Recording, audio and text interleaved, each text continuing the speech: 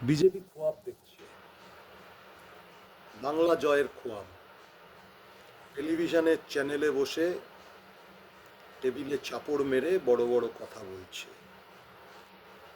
তাদের সাঙ্গপাঙ্গরা 10 দিক মুখরিত করছে, জিতে গেছি জিতে গেছি জিতে গেছি।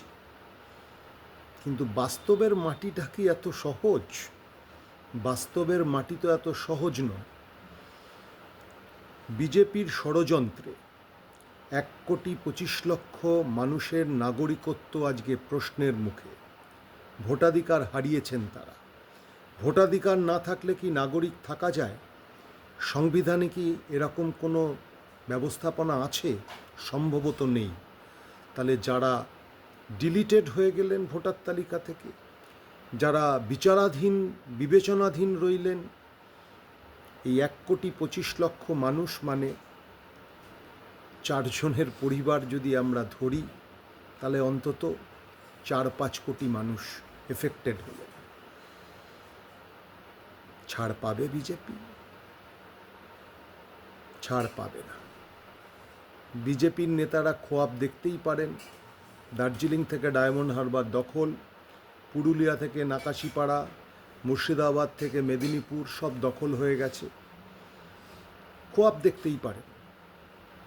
খোয়াবের পোলাওয়ে ঘি ঢালার কোনো নিষেধাজ্ঞা এখনো পর্যন্ত কেউ জারি করেনি। খোয়াব তারা দেখতেই পারে।